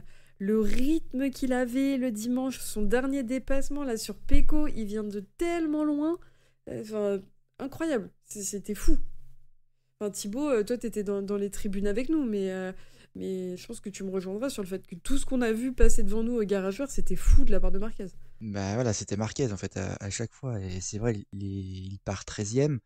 T'as quand même beaucoup de pilotes en partant 13e. Enfin, c'est difficile de remonter. On dit souvent ces dernières saisons que c'est difficile de doubler en MotoGP, que lorsque tu as de mauvaises qualifs, tu prends un mauvais départ, tu ne peux pas remonter. Marquez, il est 13e, au premier virage, enfin au premier tour de la sprint, il est 4e. Au premier tour de la course, il est 8e. Et derrière, en fait, il double, notamment c'est Vignales, je crois qu'il double au garage vert, justement, devant nous. C'est complètement fou, c'est le seul à être passé là. C'est vraiment, non, il fait le retour du Marquez, quoi, le Marquez qu'on connaît. Et maintenant, j'ai envie de dire vraiment, tout à l'heure, on parlait en Moto 3 qu'on avait Alonso, Olgado et Weiger qui étaient un peu au-dessus des autres. Là, en fait, le trio Martin, Marquez, Bagnaia est au-dessus. Maintenant, qui va être champion du monde? Franchement, j'en sais rien. Mais peu importe lequel des trois, on va avoir une saison, je pense, qui va être magnifique. Ouais, puis rigolons pas trop sur le trio. Enfin, il y en a un qui est derrière, qui est dans les fourrés et qui va pas se laisser faire non plus, c'est Bastianini. Bastianini, Ouais. au final, au classement, il est à 89 points aussi, donc comme Marquez. Et sans son long lap dimanche, je pense qu'il était bien mieux en termes de classement que ce qu'il a été ce week-end. Il avait un rythme de fou. Sur la course, je pense que Bastianini et Binder sont ceux qui font la meilleure course. Vraiment, qui ont le meilleur rythme. Ouais, avec le long lap, il y a aussi Didia qui roule bien. C'est difficile cette course, il y a plein de pilotes très forts, mais d'une manière générale, Bastianini fait une bonne saison, il est très régulier, il lui manque la victoire voilà, s'il pouvait l'obtenir au Mugello devant le public italien, devant tous les ponts de Ducati, je pense qu'il prendrait une grosse option sur une prolongation de contrat l'année prochaine. Il n'a pas fait en dessous d'un top 5 depuis le début de saison. Au Qatar et aux États-Unis, il finit 5e. Aux États-Unis, il finit 3e, là 4e. Et au Portugal, il a fini 2e. Donc, il s'est quand même fait 2 podiums et 5 top 5 en 5 courses. Martin est très très fort aussi, Marquez aussi. Donc, je comprends la difficulté pour que Ducati peut avoir à se positionner. Mais en tout cas, Bastianini, c'est là où on l'attendait l'année dernière, en fait. Là, on a de la chance, il s'est pas blessé, il revient, il comprend la moto, il arrive à la piloter, il arrive à en faire quelque chose de bien. Et c'est là où on l'attendait, donc ouais, il y a de quoi, comme tu dis, avec une petite victoire, peut-être asseoir sa place, garder sa selle, en tout cas, l'année prochaine. Et on peut quand même noter la course de Bagnaia, qui est encore une fois absolument parfait. Même s'il n'a pas pris la victoire, il s'est battu, il s'est pas laissé faire. Jusqu'au dernier moment, il a fermé les portes à Marquez. Il a quand même fait en sorte de faire un très bon week-end. Je pense que Pierre, on s'est demandé à un moment donné si t'étais pas en slip debout sur ton canapé. Bah, à un moment donné, dès qu'il prend la tête sur la courbe, bon, déjà en sprint, il a joué de malchance, ça arrive. Mais le problème, c'est que vu qu'il avait déjà eu des DNF plus tôt dans la saison, ça commence à faire beaucoup. Il perd beaucoup de points sur ce genre de. C'est dommage. La course c'est impériale quand il prend la tête à la bagarre dès le deuxième virage et le troisième virage à Martin, c'est top. Après, il essaie de faire ce qu'il fait toujours, sauf qu'il réussit pas à creuser un écart suffisant. Et puis, comme j'ai déjà dit, il prépare une attaque sur Martin dans les 2 derniers secteurs. Malheureusement, Marquez met son grain de sel, c'est le jeu. J'étais un peu agacé, mais c'est comme ça. Il avait qu'à doubler avant Bagnaia ou mieux fermer les portes, hein, mais c'est comme ça. Du coup, oui, très bon week-end de Bagnaia. À Barcelone, attention, il était très, très, très rapide l'année dernière. Avant sa chute, pareil en Grand Prix, et il avait explosé tout. Donc, je pense que on va avoir je sais pas comment on dit, trial si ça existe, hein, mais un beau duel à 3 sur ces prochaines courses. Alors si Bastianini pouvait aussi se rajouter et Vignales être un peu moins dans le je suis là, je suis pas là, mais ça serait bien. Il y a du beau niveau cette année. Ouais, et attention quand même à Barcelone, à Catalunya avec Espargaro qui quand même est toujours très rapide sur ce circuit. Est-ce que sa Oui, mais bon. déconcentration sur ce qu'on a vu ce week-end, c'est pas aussi quelque part de l'agacement de voir Vignales bien supérieur à lui cette saison? Parce que Bah, bien supérieur, je sais pas si Vignales est bien supérieur à lui, parce que quand même là sur la course, que ce soit la sprint ou la course, Espargaro fait un bon week-end hein, quand même. Enfin, au moins au début de la course. ouais, mais je parle sur l'ensemble au début. de Ouais. début de saison. Austin, Espargaro n'a pas existé, Vignales était intouchable, ce genre de choses. Ouais, mais bon, après, toi, à Austin, il a toujours été très très loin, Espargaro, donc au final, il était mieux que les années précédentes. Ouais, mais Espargaro, tu vois, ce Euh, début de saison, il fait pas mieux que 7ème en course. En fait, c'est des occasions manquées. Il peut faire beaucoup mieux, et son début de saison serait très moyen au final par rapport à la moto qu'il a, et par rapport vraiment à ce qu'il pourrait faire. Mais parce qu'il passe Il beaucoup trop est... de temps à s'énerver aussi. Ouais, Là-dessus, je non, mais rejoins Pierre. ouais, c'est ça. Il passe beaucoup Mais trop de c'est temps peut-être à ça, en fait, ouais. s'énerver, il passe beaucoup trop de temps à se poser la question de ce qu'il faut aller dire en commission de direction de course derrière, il passe trop de temps à râler, enfin c'est trop de choses qui mentalement vont lui prendre trop d'espace. Je pense que tous les autres pilotes, ils ont des villas avec vue sur mer dans la tête d'Espargaro et qui se prend trop la tête. Et je rejoins Pierre sur la question d'ego, un peu de plus être le pilote numéro 1 de son team. Après, ça serait quand même très très hypocrite parce que quand Vignales est arrivé chez Aprilia, le premier truc qu'il a dit, c'est le jour où Vignales aura compris comment fonctionne cette moto, c'est sûr et certain, il sera devant moi. Donc ça serait très hypocrite de sa part, mais en tout cas, ouais, on verra ce que ça donne sur la suite de la saison. Et d'ailleurs, je reviens rapidement sur Bagnaia, mais ça aurait été intéressant de le voir gagner ce week-end, parce que quand on parle d'Espagnols comme Espargaro ou autres, il y a eu très peu de pilotes espagnols qui n'ont pas gagné au Mans, au final, qui sont uniquement Stoner, eux ont gagné, les non-espagnols, c'est Stoner, Petrucci, Miller, Bastianini et Bezzecchi, donc ça aurait été pas mal que Pecco vienne casser un peu le fait qu'il y ait trop d'Espagnols qui gagnent sur ce podium. Est-ce que vous voulez faire un petit point sur le week-end de Quartararo, qui est quand même à noter? Ouais, alors moi vraiment j'ai trouvé que c'était un très bon week-end de sa part, même s'il y a une chute. Alors bon, quand il chute, il est sixième, il n'aurait pas terminé sixième, il aurait fait huitième ou neuvième. Bastianini l'aurait dépassé notamment, mais je veux dire par là, on voyait pendant la course, il ne se faisait pas décrocher, il chute quand même, je sais pas c'est quoi, ça va être 13e, 14e tour, donc il a quasiment fait les 2 quarts de la course, et en fait il est pas si loin que ça. Donc voilà, alors oui, il pourra pas jouer la victoire ses prochaines courses, pas se leurrer, hein, mais ils partent de tellement loin côté Yamaha que là, une fois de plus aussi Quartararo, euh, dès qu'il peut prendre des points, dès qu'il peut faire une bonne course, il est là. Il arrive à chaque fois à maximiser un peu le potentiel de sa moto. Du circuit aussi. Et ouais, du circuit. Et vraiment, non, là, il fait une bonne course. Alors après, bon, il chute, c'est sa première chute de la saison. C'est la première fois qu'il ne termine pas une course. Mais non, vraiment, pour moi, c'est de bon augure quand même pour la suite. Après, Le Mans, c'est un circuit de freinage, donc c'est un circuit qui lui plaît aussi. Il va faire... Oui, mais bon, après, c'était pas, honnêtement, au début de week-end, c'était pas dit. Quartararo se battrait pour la 7e, 8e place sur la course. Non, c'est sûr. Mais en tout cas, ouais, Il passe en Q2 directement. Les 2 courses, il fait des départs quand même plus que corrects. Alors, il ne gagne pas de place, mais il n'en perd pas. Et après, ses courses vraiment sont propres. Donc, non, c'est bien pour lui. En revanche, moi qui m'a extrêmement déçu, c'est Alex Rins. La comparaison fait mal. Autant sur certaines courses, là, en début de saison, on disait, bon, finalement, Rins, c'est pas trop loin de Quartararo. Autant là, Rins, et nous, là, en plus, on le voyait au Philly, au garage vert. Rins, un virage un tour où il arrivait à passer correctement. Non, mais ça faisait pitié. Oui, voilà, il était vraiment, c'était, ouais, ça fait peur. Il y avait lui, il y avait Nakagami. On se dit là, ouais, Rins, il est pas donc. Après, c'est peut-être que pour cette course-là, on verra pour la suite. Hein, mais là, ouais. Rins, j'ai noté quand même. Voilà, j'ai vu des choses en dehors de la moto. Le mec, il boite encore, quoi. Mais il boite sévèrement. Je sais pas si c'est permanent ou pas, mais c'est presque. Voilà. Donc, il est pas encore remis de sa chute de l'année dernière et potentiellement, il ne le sera jamais. Donc, est-ce qu'il est apte à conduire une moto? Ouais, c'était il y a un an en arrière. C'était Mugello l'année dernière. S'il n'est pas revenu sur la Honda quasiment toute la saison dernière, c'est pas pour rien. Et oui, après, moi je pense que Rins, il est quand même bien diminué.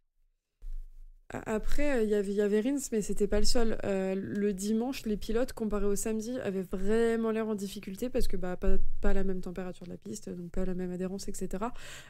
Mais au garage vert, qui est pour moi le meilleur spot pour se rendre compte de ce genre de choses avec les S bleus et le raccordement, ils avaient l'air en galère. Ils avaient l'air... même ceux qui étaient très forts, hein, le seul qu'on a vu le matin pendant le warm-up était à l'aise tout de suite, c'était Pecco. Mais Rins, t'avais l'impression qu'il était sur des œufs tout le long. Il prenait son warm-up, il écartait dans le long lap. Enfin, ça avait l'air très compliqué. Et toute la course, t'avais l'impression qu'il était... il faisait de la reconnaissance de circuit. Là, il était sûr qu'il n'y avait rien sur la piste pour les autres pilotes parce qu'il avait le temps de la voir, la piste. Enfin, même... T'avais l'impression qu'elle avançait pas, en fait, la moto. T'avais l'impression qu'elle était lestée et que... vraiment qu'il était en galère. Donc c'était vraiment déjà triste à voir pour lui. Ça faisait vraiment de la peine. Et en comparaison de Quarta, qui a quand même fait, malgré sa chute, un très bon week-end et qui, lui, avait l'air de s'en sortir avec sa moto, ça avait l'air vraiment compliqué. Donc après, à voir si ce que tu dis, Pierre, dans les faits, a un impact sur Rins, sa condition physique. C'est même quasiment sûr, dans tous les cas.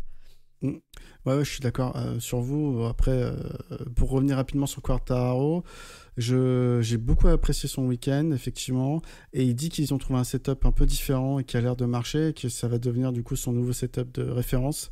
Voilà, si ça lui a fait gagner déjà 2 dixièmes au tour, c'est déjà énorme, et en espérant que ça marche sur d'autres circuits que celui du Mans. Donc voilà, après, j'espère encore que Yamaha travaille et pourra trouver d'autres solutions d'ici la fin de saison. Mais c'est bien, mais même de voir son état d'esprit, c'est pas le même Quartararo que l'année dernière, c'était fou. Ces déclarations sont hallucinantes. Hein. Ces déclarations, là, on n'est plus du tout dans le c'est pas moi, c'est la moto, c'est l'équipe, c'est de la merde. Là, c'est vraiment on travaille. C'est vraiment, on travaille pour réussir à faire des choses, on travaille pour se donner les moyens, pour faire des évolutions qui vont dans le bon sens. Il le dit, je suis tombé, mais je suis ultra content de cette course parce qu'on a trouvé des choses. Donc franchement, c'est positif et ça fait plaisir en vrai, on va pas se mentir. Ça fait plaisir d'avoir un Fabio Quartararo comme ça et ça donne envie de voir la suite de la saison pour lui. Après, là, on va voir les 2 prochaines courses parce qu'on va aller en Catalogne, c'est un circuit qu'il aime bien. Et après au Mugello, et là Yamaha va faire des tests au Mugello ces prochains jours. Donc, et il finit champion du monde à la fin de la saison. Oui, bon, alors ouais. Là... pas trop en demander, mais c'est vrai que les réactions, les déclarations de Quartararo, ce n'est plus du tout comme l'an dernier. Et en fait, il a compris maintenant qu'il ne gagnerait pas, qu'il ne serait pas sur le podium. Et en fait, s'il pouvait à chaque course faire un top 10, ça serait déjà bien. Et qu'après, même si ce n'est pas que lui, la position ne veut pas dire grand-chose, parce qu'aujourd'hui, c'est quand même très serré en MotoGP. C'est plus les chronos et à combien tu termines premier. Et là, pour le Grand Prix de France, il était pas si mal que ça. Donc pour moi, c'est quand même positif. Son week-end est positif. Oui, c'est clair. En parlant de week-end positif, Binder aussi, qui a fait une belle remontada parce qu'il partait 22e, il finit 15e en sprint et 8e en course du dimanche. Donc je pense que c'était un point à noter, et qu'il s'est pas trop mal débrouillé ce week-end. Lui, c'est pareil parce que le vendredi et le samedi matin, il était tout le temps par terre ou tout le temps dehors. Et il n'arrivait pas à faire un tour correct. Et là, en fait, quand les courses sont arrivées, il a fait des courses un peu à la Binder, ce qu'on avait vu les années précédentes, hein. Mal qualifiées. Et au final, des grosses remontées. Ouais, après, donc il fait des grosses remontées. Bon, en sprint, ça sert à rien parce qu'il n'y a pas de points pour la 15e place. Mais en course, il fait une 8e, il profite des chutes, mais il fait aussi une très belle remontée de lui-même. Je tiens à noter que quand il se qualifie mieux, il tombe en course. Donc c'est ça qui est bizarre. Donc soit il se qualifie mal, mais il fait des belles remontées et il fait des top 8, top 6.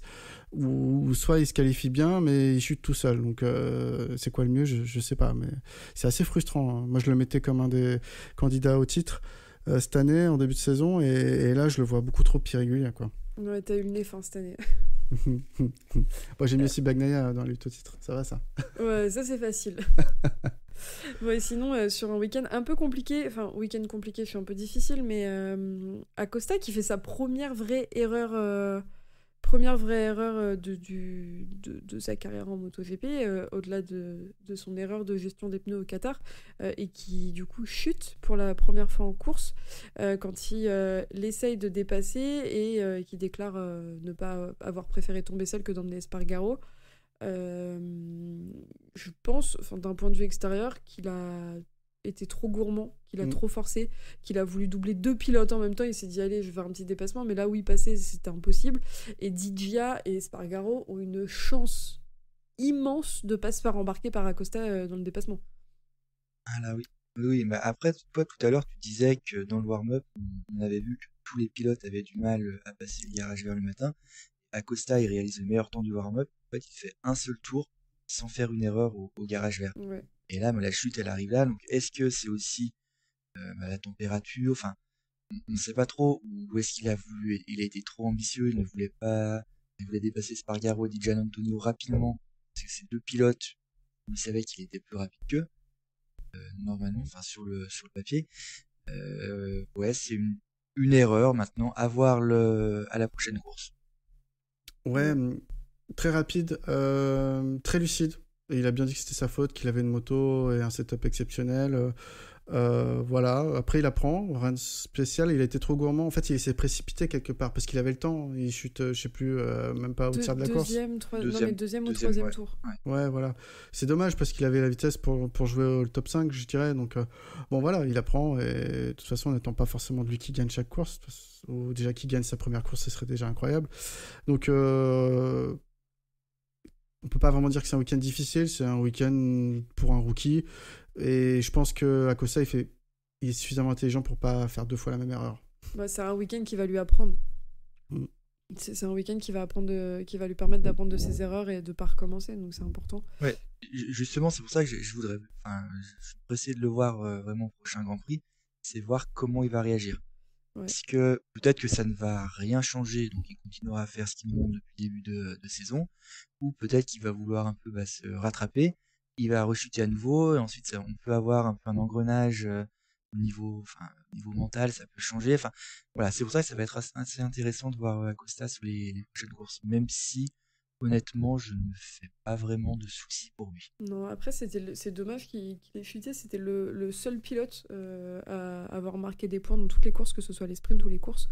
Et du coup, maintenant, il n'y a plus que Marini et Binder qui ont terminé toutes les courses depuis le début de la saison. Donc, Costa a perdu ça. Moi, d'un point de vue extérieur, j'étais très, très, très hypée à l'idée de le voir rouler sur la MotoGP. J'ai été un peu déçue de la manière dont il interagit avec le public, à l'inverse des pilotes d'expérience, entre guillemets, qui sont là depuis longtemps. C'est un des rares à pas saluer quand il passe autour de la piste pendant les tours de décélération. C'est un des rares à pas prendre le temps d'interagir avec les pilotes quand il est, avec les pilotes, n'importe quoi. Avec le public quand il est sur la moto. Quand il est tombé au garage vert, il est passé en scooter, tout le monde l'applaudissait, il lui envoyait de la force, il était très fermé. T'as l'impression qu'il a un vrai caractère de pilote qui est dans sa bulle et qui est très fermé et qui s'auto-protège, mais du coup ça perd un peu de la sympathie qu'il peut avoir sur les réseaux, quand tu le vois dans les interviews et tout. J'ai trouvé ça assez dommage. Après, ça n'enlève rien en fait que pour moi c'est un des futurs GOAT du MotoGP, et il est très talentueux, etc. Mais ouais, ça a un peu perdu de sa superbe, et je trouve ça un peu dommage. Ouais, mais c'est vrai, là, ce que tu dis suite à sa chute, tous les pilotes qu'on a vus, alors peu importe les catégories, le public à chaque fois applaudit les pilotes quand ils repartent sur le scooter. Et c'est vrai que là, Acosta, il tournait la tête, il a pas regardé le public, il a pas fait un signe, rien. Alors bon, on peut comprendre sa déception, hein, c'est sûr, mais c'est vrai que c'était un peu, enfin, c'était bizarre, ça nous a un peu surpris sur le moment. C'est une personne, enfin, c'est un robot, quoi, je veux dire ça comme ça. Il a qu'une chose en tête, c'est la performance, la réussite sur la moto, et c'est tout, alors que c'est un gamin de 18 ans et qui pourrait avoir plein de distractions, profiter de la popularité énorme qu'il a, de la notoriété, mais c'est un bourreau de travail, il pense qu'à ça en fait. Donc je pense que c'est même pas, voilà, je pense que c'est même pas un ego surdimensionné qui fait qu'il va snobber les gens, c'est juste pour lui, là c'est rentrer au box, comprendre ce qui s'est passé, commencer à travailler la prochaine session, enfin c'est juste ça en fait. Ouais, non, mais c'est clair. C'est vrai, on avait déjà eu, quand il était en Moto 2, on en parlait déjà, mais c'est l'illustration parfaite pour moi de l'école espagnole. De moto, dormir, manger, boire, respirer, vivre moto, c'est l'illustration parfaite. Et ça marche, hein, mais... Petit point rapide avant qu'on clôture cet épisode qui est déjà très long. Bezzecchi, on va pas trop en parler parce que je vais me mettre à pleurer. Qui chute le samedi et le dimanche, mais qui était de retour aux avant-postes pendant la sprint. Donc ça faisait plaisir à voir. C'est-à-dire qu'il a trouvé un truc sur la moto et qu'il est capable d'aller se battre sur les avant-postes quand le circuit et la moto est dans de bonnes conditions. Donc tout n'est pas foutu. Je vais pas rendre ma carte du fan club tout de suite, c'est cool. Après, si c'est un réglage qui le fait aller vite, mais qui le fait chuter systématiquement en course, je vois pas l'intérêt. C'est pas pour être méchant que je dis ça, mais... Non, mais surtout dans ses déclarations, il en parle pas. C'est ça qui est ultra frustrant, c'est qu'on n'a pas d'éléments de compréhension de ses chutes. On le voit chuter seul. Sur la course au sprint, tu peux te dire, bon, il s'est mis la pression parce qu'il y a Marquez, etc. Mais en course du dimanche, il est tout seul. Il se passe rien autour de lui. Son week-end est quand même positif, hein, parce que c'est vrai que le début de saison, j'étais assez déçu de sa part. Au Qatar, il était pas là. Au Portugal, alors il marque des gros points, mais c'est parce qu'il y a pas mal de chutes devant lui. Et là, à Jerez, il fait podium. Là, alors oui, il chute, mais il allait jouer le podium. Enfin, il était bien. Donc, on retrouve en fait le Bezzecchi de l'an dernier. Donc, pour moi, c'est positif. On va dire, c'est un peu comme Quartararo. Ok, au niveau du résultat pur, c'est pas ça. Mais au final, attention à lui pour le futur, et je pense que dans la tête, c'est revenu, on va dire, ce qu'on voyait l'an dernier. Et c'est maintenant où il va être dangereux. Et puis de toute façon, il y a trop de questions de mercato en ce moment, et du coup la question va se poser aussi des résultats, et il est pas bête, il sait qu'il a potentiellement, je dis ça moi pour me rassurer, mais il sait qu'il a fait une erreur en allant pas chez Pramac, et il faut qu'il montre qu'il est capable de mériter une moto officielle, ou une moto plus performante que ce que la VR46 propose pour l'instant. Donc voilà, je pense qu'on a fait le tour pour Bezzecchi. Je coupe même court à cette discussion sur Bezzecchi parce qu'elle me fait trop mal. Non, en parlant de choses qui font mal, il y a eu un truc dont on s'est fait la réflexion avec Thibaut pendant le week-end, c'est à quel point les pilotes Honda font de la peine à voir. C'est vraiment... il n'y a rien à en dire tellement ça fait de la peine. Ils sont pas là. Ouais. Ils sont à la rue complet. Johan Mir, au début de saison, je me disais, il est un peu progressé par rapport à l'année dernière, il est pas trop mal, il arrête de chuter, et en fait là depuis trois week-ends, il est tout le temps par terre. En fait, on retrouve le Mir de l'an dernier, et là j'ai peur pour lui que ça soit à nouveau sa saison soit à nouveau un peu comme celle de l'an dernier.